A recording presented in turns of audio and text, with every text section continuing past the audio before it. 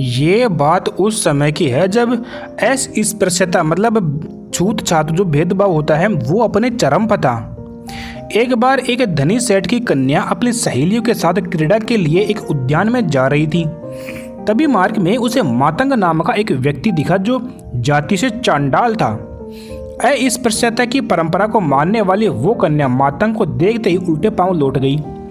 उस कन्या के वापस लौटने से उसकी सहेलियां और दासियां बहुत क्रुद्ध हुई और उन्होंने मातंग की खूब पिटाई कर दी। मार खाकर मातंग सड़क पर ही गिर पड़ा। उसका खून बहता रहा लेकिन मगर कोई भी उसकी मदद करने के लिए नहीं आया। मातंग को जब होश आया तो उसने उसी क्षण अस्पृश्यता के विरोध का निश्चय किया। वो उस कन्या के घर पे पहुंचा और जहां वो भूख हड़ताल के लिए बैठ गया। 7 दिनों तक उसने न तो कुछ खाया और न कुछ पिया। बस इस मांग पे अड़ा रहा कि उसकी शादी उस कन्या से तत्काल करवा दी जाए, वरना वो बिना खाए पिए ही अपने प्राण त्याग देगा। 7 दिनों के बाद मातंग मरणासन्न हो गया। तब उस कन्या के पिता को यह भय हुआ कि अगर मातंग वहां मरेगा तो उसके मृत शरीर को कौन हाथ लगाएगा, वहां से हटाएगा कौन।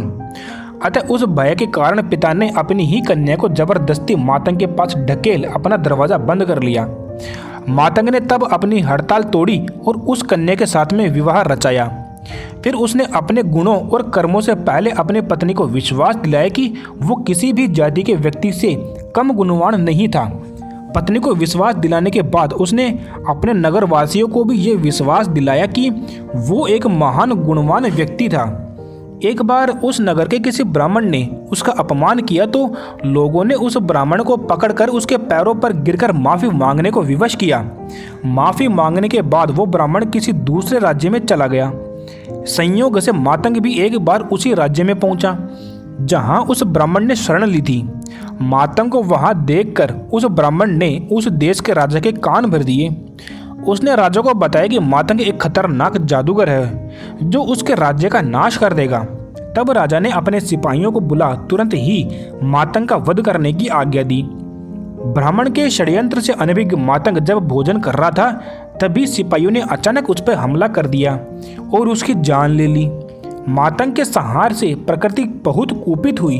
कहा जाता है कि उसी समय आसमान से अंगारों की वृष्टि हुई, मतलब अंगारों की बारिश हुई, आग की बारिश हुई, जिससे वो देश पूरी तरह से जल के भस्म हो गया।